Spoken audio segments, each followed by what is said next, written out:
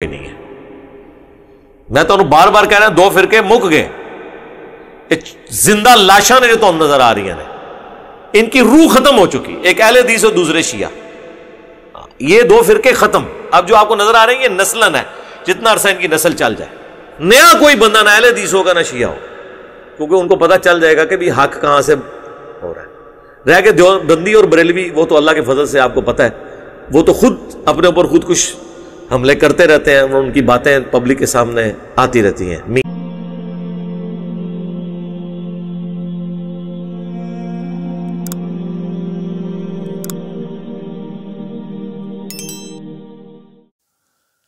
आऊज़ु बिल्लाहि मिनश्शैतानिर्रजीम, बिस्मिल्लाहिर्रहमानिर्रहीम, अल्हम्दुलिल्लाहि रब्बिल आलमीन, व सल्लल्लाहु अला मुहम्मदिन व आला आलिहि तय्यबीन व ताहिरीन अल मासूमीन, व लअनतुल्लाहि अला अदाइहिम अजमाइन, अल्लाहुम्मा सल्लि अला मुहम्मदिन व आलि मुहम्मद वअज्जिल फरजहुम। मोहतरम नाज़रीन व सामीन, अस्सलामु अलैकुम। आज की नई वीडियो के साथ हाज़िर खिदमत हैं, और आज की वीडियो का जो हमारा मौजू है, बल्कि मौजूआत हैं, वैसे तो ये एक ही मौजू था। आज चूँकि हमने जनाब उस्ताद मोहतरम syedjawadnaqvi हाफ़िज़ल्लाह ताला की एक और किताब आपसे मुतारफ़ करवानी थी, जो हमारा एक हफ़्ता में 2 किताबें हम उनकी आपसे रोशनास करवाते हैं। मौजू तो सिर्फ वो था, लेकिन बीच में जनाब इंजीनियर मोहम्मद مرزا साहब, यूट्यूब के जो स्कॉलर हैं बड़े फेमस, और जो ख़ुद को आजकल अक़ल कुल भी समझते हैं और आलम रब्बानी अपने आप को समझते हैं कि बस वही हैं आलम और वही रखते हैं इल्म। तो खैर उनका भी मौजू बीच में आ गया। उनका एक क्लिप मुझसे किसी ने शेयर किया, और वो क्लिप देख के ख़ासा दुख हुआ कि एक पढ़ा लिखा इंसान, एक साहिब शऊर इंसान, और हक़ बात को सुनने, बर्दाश्त करने और हक़ बात को आगे बताने वाला इंसान, लेकिन ये इल्म और इल्म का दावा करना ये सबसे ज़्यादा सेंसिटिव एरिया है मैदान इस्लाम में। चूँकि जब आप इस्लामी उलूम या किसी भी इल्म की तरफ आप रग़बत रखते हैं, उसको हासिल करते हैं, तो आपको शैतान लईन से बहुत ज़्यादा मोहतात रहना पड़ता है। शैतान लईन आपको जो वैसे नहीं गिरा सकता, वैसे शिकस्त नहीं दे सकता, या उससे एक जंग जो जारी रहती है, तो फिर उसके पास एक और हथियार, आखिरी हथियार के तौर पे ख़ुद पसंदी, तकब्बर और फ़ख्र, ये ऐसे उसके तरकश में, कमान में तीर है कि जिनसे फिर वो हमलावर होता है, और उसके अक्सर हमलों से बच जाने वाले इन हमलों का, इन 3 तीरों का शिकार हो जाते हैं। तो मिर्ज़ा इंजीनियर मोहम्मद अली साहब जो हैं, बिलाशुबा इन्होंने बनी उमैया के मज़ालम से पर्दा उठाया और बहुत से लोगों को दावत फ़िक्र दी। वो सारी बातें अपनी जगह पे हैं, लेकिन ख़ास कर ये दूसरा तीसरा क्लिप ऐसा है जिसे सरफ़ नज़र नहीं किया जा सकता, नज़रअंदाज नहीं कर सकते। इससे पहले मैं एक वीडियो में, तकरीबन आज से 1 साल पहले वीडियो मैंने बनाई थी, जिसमें इन्होंने बहुत नाज़ेबा तरीके से इमाम ज़मात जल्लल्लाहु ताला फ़र्ज शरीफ के बारे में गुफ्तगू की थी कि मैं ऐसे इमाम को क्या इमाम मानूं, मेरे किस काम का वो इमाम जो नज़र नहीं आता, जो सामने नहीं आता, और जिससे मैं मसला नहीं पूछ सकता, जिससे मैं व्हाट्सएप नहीं कर सकता। इस तरह की गुफ्तगू इन्होंने बड़े निचली सतह पर आकर गुफ्तगू की थी। उसका हमने अल्हम्दुलिल्लाह अपने तई कोशिश की जवाब देने की। अब इनका कुछ दिन पहले मुझे फिर एक क्लिप मौसूल हुआ, जिसमें ये इमाम ज़मात जल्लल्लाहु ताला फ़र्ज शरीफ को हज़रत ईसा का असिस्टेंट बता रहे हैं कि जी वो तो एज असिस्टेंट आएंगे उनके। और अब जो क्लिप जो आपने भी वीडियो के आगाज़ में देखा, वो तो बिल्कुल हद हो गई है। मतलब इतनी खुश फहमी और इतना अपने ज़ौम में अपने आप को आगे ले जाना। आपके 2 मिलियन सब्सक्राइबर्स हो गए तो क्या हुआ? अब उन 2 मिलियन में सारे आपके चाहने वाले हैं या कुछ मुखालफिन भी हैं, ये तो अल्लाह ही बेहतर जानता है, या आप बेहतर जानते हैं।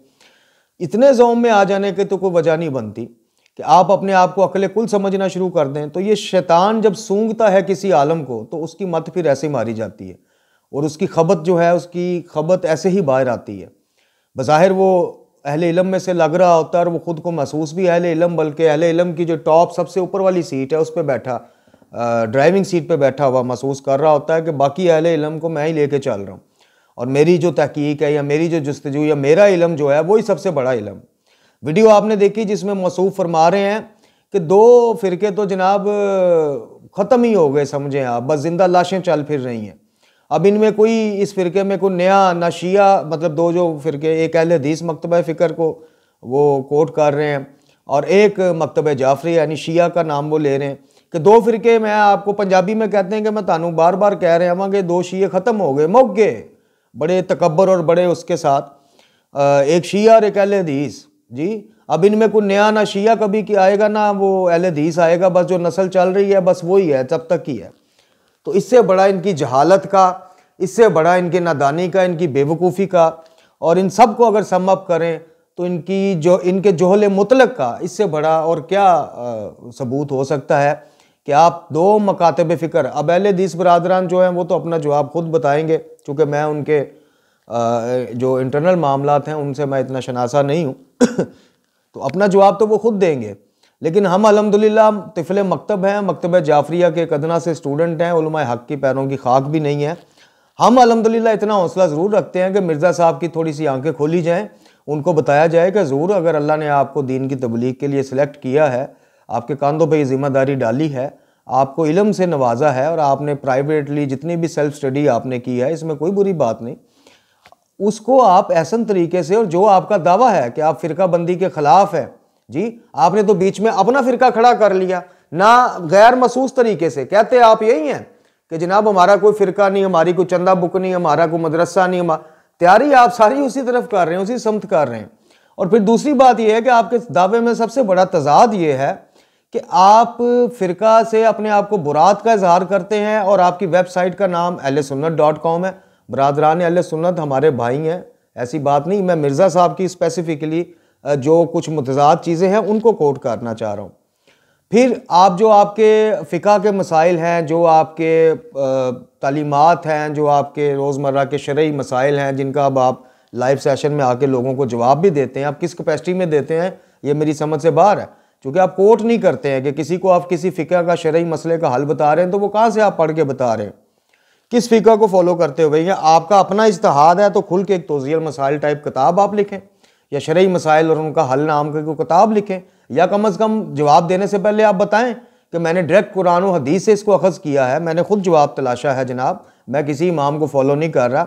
दूसरी तरफ जो इसके अब अगेंस्ट चीज़ आती है, दूसरी तरफ आप अपनी वीडियोज़ में बड़े फ़ख्र से आगे बुखारी और मुस्लिम रख के उन पर हाथ रख के आप कहते हैं जी ये हैं मेरे बाबे, ये हैं मेरे इमाम, मैं इनका फॉलोअर हूँ, मैं इनके मानने वाला हूँ, मैं इनके चाहने वाला हूँ। तीसरी तरफ आप कहते हैं कि जनाब कुरान और हदीस, कुरान डायरेक्ट पढ़ना चाहिए और किसी की तफसीर की मदद नहीं लेनी चाहिए, किसी की वो नहीं, खुद उसमें से मसाइल लेने चाहिए। तो ये इतनी ज़्यादा मुतज़ाद चीज़ें हैं।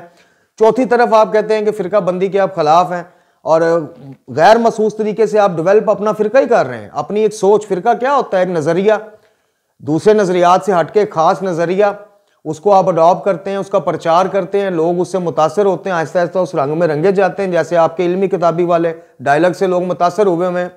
तो आप अगर बनी उमैया के मजालम का पर्दा चाक करके या लोगों को हकीकत से आशना करके एक अच्छी चीज़ या एक हक अदा करके 9 चीज़ें आप कीचड़ उछालेंगे, किसी की तजलील करेंगे, कभी आप इमाम ज़मात जल्लल्लाहु ताला फर्ज शरीफ के बारे में एक निचली सतह पे आकर बात करेंगे, कभी आप शिया फ़िरकों को कहेंगे कि जी ख़त्म हो गया, लाशें हैं चलती फिरती, तो बिस्मिल्लाह हजूर, शियों के बड़े उलमा का तो मैं कुछ नहीं कहता, मैं एक तिफ़ले मकतब हूँ और खादम कुरान व अहले बैत हूँ अल्हम्दुलिल्लाह। जब आपका दिल करे, जेलम, लाहौर, इस्लामाबाद, ऑनलाइन, इंटरनेट पे, जहाँ आपका दिल करे आप बैठिए, तशरीफ़ रखिए और हमसे गुफ्तगू करिए। हम आपको बताते हैं कि शिया को बनी उमैया जब ख़त्म ना कर सकी, शिया को बनी अब्बास ख़त्म ना कर सकी, जी शिया को जाबर तरीन बादशाहाने वक्त ख़त्म नहीं कर सके, इतने इतने मजालम ख़त्म नहीं कर सके, तो शिया को मेरे हजूर आपकी ये तलीमात या आप जिसका प्रचार कर रहे हैं और अपने ज़ोम में आप वो मिर्ज़ा गालिब का शेर जो है कि दिल के बहलाने को गालिब ख्याल, ये ख्याल अच्छा है, आप अपने ख्यालात से बाहर आइए। आपको हम बताते हैं कि शियों में और आप में फ़र्क क्या है, और हम मकतब के खालिस तलीमात की बेस पे आपसे बात करेंगे, कुरान, नहजुल बलागा, सहीफ़ा सजादिया सामने रख के, और आपसे पूछेंगे कि अगर आपको अपनी तौहीद पे ज़ौम है, होना भी चाहिए अल्हम्दुलिल्लाह, तौहीदी मुसलमान होना चाहिए सबको, तो फिर आइए हम आपको बताते हैं, एक दुआए कमाल का ही मुकाबला करके दिखा दीजिएगा, अपने मकतब की सारी चीज़ें आप उलट पुलट कर देख लीजिएगा, सहीफ़ा सजादिया की दुआएं इंशाअल्लाह आपके सामने पेश करेंगे। आपको हम बताएंगे कि शिया को फ़िरका नहीं है, शिया को फ़िरका बना दिया गया है। शिया असल में नाम है, मकतब इस्लाम का दूसरा नाम है हमारे नज़दीक। मकतब इस्लाम का दूसरा नाम शिया यानी ग्रोह, यानी मोहम्मद और आले मोहम्मद अलैहिस्सलाम के पैरोकार।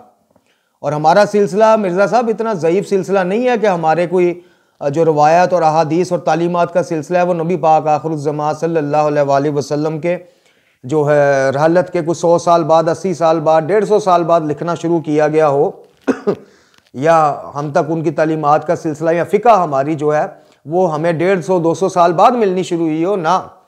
जनाब रसालत मआब सल्लल्लाहु अलैहि वसल्लम के दौर में और आपके दौर के बाद से फ़ौरन ये सिलसिला हमारा जनाब अमीरुल मोमिनीन अली इब्न अबी तालिब अलैहिस्सलाम हमारे मकतब के इमाम अव्वल, हमें फ़ख्र है कि हम बाद अज़ नबी खुदा सल्लल्लाहु अलैहि वसल्लम आपकी इमामत और वलायत के कायल हैं। हमें तालीमात कुरान और रसूल सल्लल्लाहु अलैहि वसल्लम का सिलसिला किसी दौर में भी मुनक़ता नहीं हुआ। जनाब रसूल खुदा सल्लल्लाहु अलैहि वसल्लम के बाद जनाब अली इब्न अबी तालिब अलैहिस्सलाम, उनके बाद इमाम हसन मुज्तबा अलैहिस्सलाम, उनके बाद सैयदुल शुहदा हुसैन इब्न अली अलैहिस्सलाम, फिर उनके बाद इमाम ज़ैनुल आबिदीन अलैहिस्सलाम, इमाम बाकर अलैहिस्सलाम, इमाम जाफ़र सादिक़ अलैहिस्सलाम, इमाम मूसा काज़िम अलैहिस्सलाम, इमाम अली रज़ा अलैहिस्सलाम, इमाम तकी अलैहिस्सलाम, इमाम अली नकी अलैहिस्सलाम, इमाम हसन अस्करी अलैहिस्सलाम, और फिर इमाम आखिर इमाम ज़मा जल्लल्लाहु ताला फ़र्ज शरीफ और उनके नवाइबीन ख़ास, और आज तक वो सिलसिला हमारा जारी है। तो आप ख़ामनई से ख़ुमैनी तक और ख़ुमैनी से कुलैनी तक और कुलैनी से आपकी सीधी जो शारा है, रोड है, इंशाअल्लाह वो मकतब रसूल सल्लल्लाहु अलैहि वसल्लम तक हम लेके जाएंगे, आपको हम दिखाएंगे। हमारे यहाँ सिलसिले नहीं हैं कि अहले बैत अलैहिस्सलाम से दुश्मनी करने वाले या अहले बैत अलैहिस्सलाम पर मजालम डालने वाले या उनको शहीद कर देने वाले, जैसा कि आप अपने क्लिपों में कहते हैं कि आप जनाब हुसैनी हैं, हुसैनी मनहज पर भी हैं, लेकिन आप अपने क्लिप में फरमाते हैं कि मैं यजीद को फिर भी जहन्नमी नहीं समझता, वो फैसला अल्लाह ने करना है। तो बिल्कुल अल्लाह ने करना है, लेकिन क्या अल्लाह ताला दिल मुस्तफ़ा सल्लल्लाहु अलैहि वसल्लम दुखाने वाले को, जनाब रसूल खुदा को आंसू रुलाने वाले को जी, और 10 मुहर्रम का ख्वाब आप ही बयान करते हैं ना, जो जनाब उम्मे सलमा और जनाब अब्दुल्लाह इब्न अब्बास रज़ी अल्लाह ताला अन्हु को आया था कि जनाब रसालत मआब सल्लल्लाहु अलैहि वसल्लम के बालों पे खाक है जी, और अब परेशान हालत में और आप गिरिया फरमा रहे हैं, आप कह रहे हैं कि मैं अभी करबला से आया हूँ, मेरा बेटा हुसैन शहीद कर दिया गया। तो दिल मुस्तफ़ा को दिखाने वाले को, रसूल अल्लाह सल्लल्लाहु अलैहि वसल्लम को गम दिखाने वाले को, उनकी तौहीन करने वाले को, उनके खून की तौहीन करने वाले को, क्या इस तरह तो फिर कोई उठ के आपको ये भी कह देगा कि आप मूसा की मिसालें क्यों, माजरत फ़िरौन की मिसालें मूसा के मुकाबिल क्यों देते हैं, नमरूद की क्यों देते हैं? हो सकता है अल्लाह उन्हें भी माफ़ कर दे। तो हुसैनी मनहज पर होके बेशक आप बनी उमैया के जनाब मजालिम कुछ आप वो करते हैं, आप शीयत को ख़त्म कर भी नहीं सकते, चूँकि जो आपको फॉलो करेगा, जो आपके ख्यालात से मुत्तफिक होगा, वो बदबख्त शिया रहेगा कहाँ? चूँकि आप बाद अज़ नबी खुदा सल्लल्लाहु अलैहि वसल्लम आप बबांगे दोहल कहते हैं कि आपके नज़दीक मौला कायनात की फजीलत जो है वो खिलाफत की तरतीब जो है उसी हिसाब से है। आप उनको इमाम नहीं मानते, आप उनको मासूम नहीं मानते। तो शीयत की बुनियादी कायद से तो जो बंदा मुनहरफ हो जाएगा, जो निकल जाएगा दायरे शीयत से, वही आपकी तरफ लपक कर आएगा ना। शीयत को आप कैसे ख़त्म करेंगे? आप जनाब उम्मे कुलसूम सलामुल्लाह अलैहा का खलीफा सानी से अक़द के कायल हैं, मकतब तशय्यो कायल नहीं है, ये इख्तिलाफ है। आप इमामत और वलायत को आप कहते हैं कि जी ये कोई इतनी ज़रूरी चीज़ नहीं, इसका कुरान में कहीं जिक्र नहीं, इसका किसी जगह फ़लान नहीं, ये नहीं, कुरान को इमाम अल्लाह ने कहा है, कुरान इमाम सामत है, हम इस चीज़ से इनकारी नहीं है। तो कहने का मकसद है कि जनाब हजूर को खाम ख्याली या गलत फहमी का शिकार अगर शैतान या शयातीन के सूंघने से इंसान हो जाता है तो उसके इलाज भी मौजूद हैं, रूहानी इलाज भी हैं, दुनियावी इलाज भी हैं। तो आप अगर रूहानी तौर पर इलाज करना चाहें तो कुरान से रजू कीजिए, आपको पता चले कि शिया या अहले हदीस मकतब को या किसी भी मकतब को आप अपने सिर्फ इस जोम में कि जनाब आपकी दावत लॉन्च हो गई, आपका हक आ गया, तो बाकी अब सब बातल हो गए, सब जनाब चले गए, ख़त्म हो गए, जो नस्ल चल रही है तो वही बस काफ़ी है, वही चलती रहेगी, बाकी इसके बाद ना कोई शिया पैदा होना है दुनिया में, ना अहले हदीस पैदा होना है। इस खाम ख्याली से हजूर बाहर आइए। अगर बाहर नहीं आया जाता तो हमें मौका दीजिए इस खिदमत का, ऑनलाइन को सेशन सेट कीजिए, हम इंशाअल्लाह इस ख्वाब से, ख्वाब गफलत से और इस खुशफहमी और खाम ख्याली से आपको बाहर लेके आते हैं। हम आपको बताते हैं, जैसे मैंने अर्ज़ किया कि वाहिद मकतब तशय्यो वो मकतब है जिसका आपको जनाब हमारे आज के मुज्तहिद से लेके डायरेक्ट रसूल अल्लाह सल्लल्लाहु अलैहि वसल्लम तक रोड मैप मिलता है। हमारे किसी इमाम ने जनाब 100 साल बाद, 80 साल बाद हमें फ़िक़्ह बतानी शुरू नहीं किया, हदीस को इकट्ठा करना शुरू नहीं किया। नाजुल बलागा मौजूद है जिसमें दौर रसालत सल्लल्लाहु अलैहि वसल्लम से लेके पहली 3 खिलाफतों से लेके मौला अली की 4थी खिलाफत से लेके बाकी सारे मामला जनाब उसमें दर्ज हैं, जो आपकी कुतब में भी जिनकी तस्दीक मिलती। तो इसलिए नेक्स्ट टाइम मेरा आपको मशवरा है कि आप अपने जोम में रहें, आपके फॉलोअर्स आपको इमाम माने, आपके फॉलोअर्स जनाब आपको नायब माने, जान नशीन माने मकतब इस्लाम का, बिस्मिल्लाह फाबेहा, हमें उससे कोई इतराज़ नहीं। लेकिन आप अपने उस दायरे को क्रॉस करने की कोशिश नेक्स्ट टाइम मत कीजिएगा शीयत के हवाले से। बाकी बरादरान अपना जवाब खुद देंगे, और अगर आप कोशिश करें तो फिर आइएगा ज़रा मैदान में, बिस्मिल्लाह कीजिएगा। जेलम हो, लाहौर हो, ऑनलाइन सेशन हो, हम हाजिर हैं, हम आपकी रिस्पेक्ट करते हैं। यही वजह है कि हमने आपके बारे में ना तो कोई इस तरह का वो फतवा देने की कोशिश की, ना लोगों को फसाद की तरफ माइल करने की कोशिश की। खालिस इल्मी तरीके से आपसे मुल्तमिस हैं कि मिर्ज़ा साहब अपने ख्वाब गफलत में आप रहना चाहते हैं, आप 100 दफ़ा रहिए। आप अपने जोम में रहना चाहते हैं, अपने दिल आप ये कह के बलाना चाहते हैं कि मैं आलम, मैं ही जनाब सबसे बड़ा मुफस्सर, मैं ही मुफ्ती, मेरे जैसा इल्म किसी के पास, आप रहिए। आपके फॉलोअर्स नारे लगाएं मस्ताने आपके, आप भी लगवाएं नारे, आप जो मर्जी करें, हमें उससे कोई सरोकार नहीं। लेकिन इमाम ज़मान जल्लल्लाहु ताला फर्ज शरीफ का मामला हो या शीयत को ख़त्म करने का मामला हो कि चलती फिरती लाशें हैं, लाश तो वो इंसान होता है कि जिसको शैतान सूंघ कर ये इस गलत फहमी में मुब्तला कर दे कि मुझसे बड़ी अकल कुल अब रह ही कोई नहीं गई, मुझसे बड़ा आलम कोई नहीं रह गया। तो मेहरबानी फरमाइए इस ख्वाब गफलत से बाहर आइए, वरना शीयत की हद तक, मकतब तशय्यो की हद तक अगर आपकी गलत फहमी दूर नहीं होती तो बिस्मिल्लाह कीजिए, खादम हाजिर है, जहाँ भी आप आवाज़ देंगे इंशाल्लाह हाजिर हो जाएंगे। ये था हमारी वीडियो का पहला मौजू मोहतरम नाज़रीन व सामीन, जिसमें इनके अल्फाज जिन्होंने ज़ाहिर है दिल शिकनी का भी बायस बने और बिल्कुल हकीकत से हट के एक ऐसे लग रहा था, मतलब ये मुझे वो इंजीनियर लग ही नहीं रहे थे कि जिनकी वीडियोस में बड़ी पायदारी और बड़ी मजबूती और जनाब कुरान और हदीस के रेफरेंस, हम बड़ी रिस्पेक्ट करते हैं इनकी। लेकिन ये अल्फाज स्पेसिफिकली आप इनके सुने कि जी चलती लाशें हैं, जिंदा लाशें हैं। आप इन लाशों में खामनाई साहब को भी गिन गए, सिस्तानी साहब को भी गिन गए, जवाद नकवी साहब, मोहम्मद साहब नजवी साहब, रियाज नजवी साहब, हमारे सारे उलमा बुजुर्ग, यानी उनको आपने जिंदा लाशें बना दिया। आप खुद क्या हो? आपकी वैल्यू है क्या? आपकी अपने मकतब में क्या वैल्यू? आपको तो ऑन करने को कोई तैयार नहीं, कोई मकतब फिक्र आपको ऑन करने को तैयार नहीं। आपकी जुर्रत क्या कि आप शियों को कहें कि चलती फिरती लाशें? अपनी इस खाम ख्याली से बाहर आओ। आलमे कुल हो या अकले कुल हो तो अपने और अपने फॉलोअर्स तक रहो। जिंदा और चलती फिरती लाशें हैं, ये इंशाल्लाह फिर जब कभी आमना सामना होगा तो आपको बताएंगे इल्मी तरीके से। आप 4 किताबें जनाब साहसता पढ़ के आप समझते हो कि आपने सारा, और साहसता की भी जो चीज़ आप देना चाहो वो आप दे देते हो, जो छुपाना चाहो छुपा जाते हो। सारी साहसता पढ़ के, सारी हदीस को मान के, एक्सेप्ट करके फिर भी कहते हो कि मैं यजीद को जहन्नमी नहीं कहता, नया कह नहीं सकता। फिर भी आप जाकिर नाइक की तारीफ भी कर रहे होते हो, फिर भी गामदी जैसे मुनहरफ और मुर्तद। तो आप अपने मैदान में खेलते रहें, हमें कोई इतराज नहीं, लिमिट में रह के खेलते रहें। जहां आप मकतब जाफरिया का नाम लेंगे, मकतब जाफरिया की पहचान ये गाली जाकर नहीं है, ये शिरकिया शायरी करने वाले या कसीदे पढ़ने वाले या नोहे पढ़ने वाले नहीं है। मकतब की तालीमात हमारे इमामों की तालीमात हैं। मकतब की पहचान नाजुल बलागा है, मकतब जाफरिया की पहचान उससे भी पहले कुरान है, फिर नाजुल बलागा है, फिर सहीफा कामिला है, फिर आइमा की तालीमात हैं, उनकी तौहीद पर मुबनी अफकार हैं। तो या आलमो जाकरों टंडू टैरों को देख के तुम कहोगे जी शिया ये वो ख़त्म हो गए, चलती फिरती लाशें हैं। मैं बड़े महज़ब तरीके से जनाब आपको कहना नहीं चाहिए, लेकिन आपको मैं महज़ब अंदाज में शट अप कॉल देता हूँ कि आप अपनी लिमिट में रहिए, अपने दायरे में रहिए, अपने मकतब में रहिए। और अगर आपकी गलत फहमी दूर नहीं होती तो फिर आप बाकी उलमा को छोड़ें, खादम हाज़िर है। अब चलते हैं अपने दूसरे मौजू की तरफ, यानी जनाब उस्ताद मोहतरम सैयद जवाद नकवी हाफ़िज़ुल्लाह ताला की किताब शनाखत कुरान, जिसका आज आपसे तारफ़ हमने करवाना है। और ये सिलसिला हमने इसीलिए शुरू किया, जैसा कि बारह बताया, कि किसी पर्सनैलिटी को, किसी की शख्सियत को बिला वजह लोगों की देखा देखी, उनकी हमायत दर हमायत भी नहीं करनी चाहिए। और इसी तरह लोगों की देखा देखी या लोगों की बकवासियात सुनकर सिर्फ उनकी मुखालफत दर मुखालफत भी नहीं करनी चाहिए। किसी शख्सियत को परखने के लिए उसके नज़रियात को पढ़िए, उसकी तकारीर देखिए, उसके कुरान के बारे में, अहले बैत के बारे में नज़रियात देखिए, उसका पैगाम देखिए। फिर आपका हक है आप उनसे इल्मी इख्तलाफ करें, उनसे इल्मी तौर पे मुत्तफ़िक हों ना हो, बिस्मिल्लाह, इसमें कोई ज़बरदस्ती नहीं है।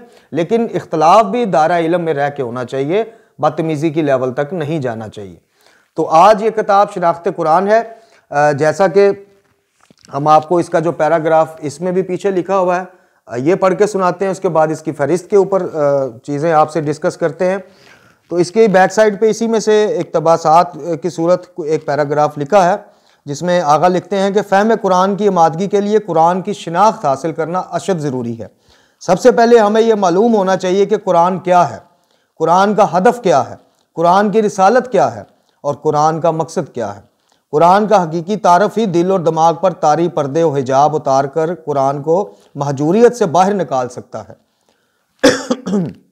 قرآن کی مہجوریت اور قرآن سے دوری کا نقصان نہ اللہ پاک کی ذات کو پہنچتا ہے اور نہ ہی قرآن کو، بلکہ اس کا نقصان اگر کسی کو پہنچ سکتا ہے اور پہنچ رہا ہے تو وہ انسان اور حامل قرآن امت ہے، یعنی جس امت جو حامل قرآن ہے، جو قرآن رکھتی ہے جی، اور اس آخری الہی کتاب کے ہونے کا دعویٰ کرتی ہے کہ جی ہمارے نبی پاک صلی اللہ علیہ وسلم پہ یہ آخری کتاب اللہ کی نازل ہوئی، ہمیں یہ قرآن جو معجزہ مصطفیٰ صلی اللہ علیہ وسلم ہے ہمیں نصیب ہوا، اور پھر وہ اس معجزے سے، اس ہدایت کے سامان سے دور ہے تو اس کا نقصان اسی کو ہے۔ پھر لکھتے ہیں قرآن مجید کی دقیق اور حقیقی معرفت کلام خدا کو ہماری زندگی کا عملی منشور بنا سکتی ہے۔ ضرورتوں، حاجتوں، رغبتوں کی بنا پر قرآن کی طرف رجوع اسے عملی منشور بننے نہیں دیتا، یعنی ختموں پہ پڑھ لیا، چہلموں پہ پڑھ لیا، کلوں پہ پڑھ لیا جی، یا فلاں آیت فلاں وظیفے کے طور پہ پڑھ لی اور قرآن کو ختم کر کے وظائف الابرار گھر لے آئے کہ جی وہ سورہ مزمل اس مقصد کے لیے پڑھنی ہے، سورہ یاسین اس مقصد۔ بھائی پڑھیں آپ، قرآن کی روحانی برکتوں سے کوئی انکار نہیں، شفا بھی دیتا ہے، اللہ تک پہنچا بھی دیتا ہے۔ یہ امام سامت ہے، یہ خاموش امام ہے۔ جس طرح ائمہ معصومین اہل بیت کے حوالے سے ہم کہتے ہیں کہ بولتے قرآن ہیں، تو یہ قرآن خاموش امام ہے۔ آپ سب کچھ کیجئے لیکن اس سے ہدایت بھی تو لیجئے، وہ کس نے لینی ہے؟ تو اسی طرف یہ آگاہ اشارہ کر دیتے ہیں کہ حاجتوں اور رغبتوں کی بنا پر قرآن کی طرف رجوع اسے زندگی کا عملی منشور بننے نہیں دیتا۔ اسی طرح سطحی اور سرسری معلومات بھی کلام خدا سے دوری کا بڑا سبب ہے۔ لہٰذا قرآن کریم کی دقیق، عمیق اور شفاف شناخت انسان کو قرآن کے قریب لا سکتی ہے۔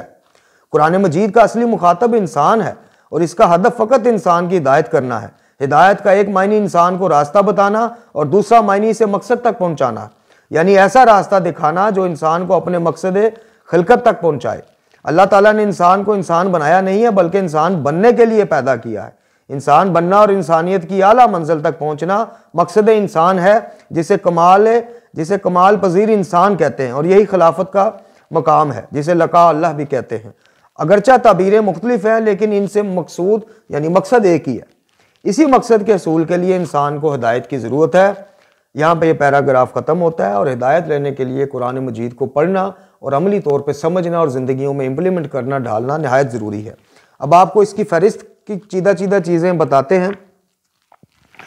اس کی جو پہلی فصل ہے معرفت و شناخت کے نام سے جناب اس کا عنوان ہے۔ اس میں جو پہلا موضوع ہے شناخت کی اہمیت، شناخت قرآن کی ضرورت، شناخت قرآن سے مراد، شناخت قرآن کی اقسام، قرآن کی پہلی شناخت، قرآن کی دوسری شناخت، قرآن کی دونوں شناختوں کے درمیان فرق، شناخت قرآن نہ ہونے کا نتیجہ، معرفت قرآن بزبان قرآن، قرآن کی شناخت کے بارے میں انحرافی تفکر۔ پھر اس کے بعد کچھ مثالیں دی گئی ہیں۔ دوسری فصل کا عنوان ہے قرآن کلام الہی، قرآن کلام خدا، خدا اور انسان کے کلام میں فرق، کلام خدا، فعل خدا، انسانی فعل کی کیفیت، خدائی فعل کی کیفیت، قرآن کے لیے عمیق احساس کی ضرورت، عظمت قرآن طاری نہ ہونے کی وجوہات، تلاوت قرآن کے دوران معصومین علیہم الصلوۃ والسلام کی حالت۔ تیسری فصل قرآن کی مہجوریت کے اسباب، اس میں پھر کچھ اسباب بیان کیے گئے۔ چوتھی فصل قرآن کی شناخت کے لیے درست زاویہ نگاہ کی ضرورت اور اہمیت، اس کے اوپر زور دیا گیا۔ پھر پانچویں پہ نزول قرآن کے حوالے سے جناب نزول کے معنی، قرآن کو مس کرنے سے مراد اور اس کا اصطلاحی معنی اور اس طرح کی چیزیں، فہم قرآن، قرآن کو ناقابل فہم انداز میں لوگوں کے سامنے پیش کرنا۔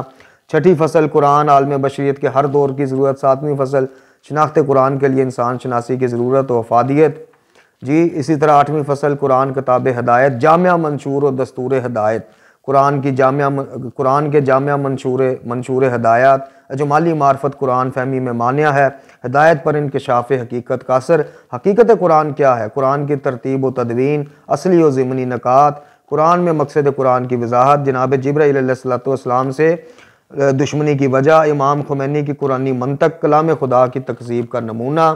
اسی طرح پھر ایک اور فصل ہے جناب قرآن کتاب ہدایت، یعنی قرآن ہدایت سے مراد اور اقسام ہدایت، عبث اور فضول حرکتیں، کامیاب حرکتیں، سمت کا تعین، آغاز قرآن میں صراط مستقیم کا مطالبہ، ہدایت کی اقسام، ہدایت تکوینی، اسی طرح ماشاءاللہ تفصیلی رہنمائی اور شرائط ارکان ہدایات۔ پھر کتاب ہدایت کے عنوان سے ہدایت پذیری کے استعداد، شرط لیاقت برائے حصول ہدایات، انسانی استعدادوں کے لیے آفات، مخاطبین قرآن کی اقسام، نعمت خداوندی اور شرط تقوی اور خانقاہی، صلاحیتوں کی شناخت، ہدایت کے لیے اندھوں بیروں سے دوری، ہدایت کے اندھے بیروں سے دوری کا حکم، قدرت خدا کو قبول کرنے کی صلاحیت، مبلغین کے لیے مخاطب شناسی کی اہمیت۔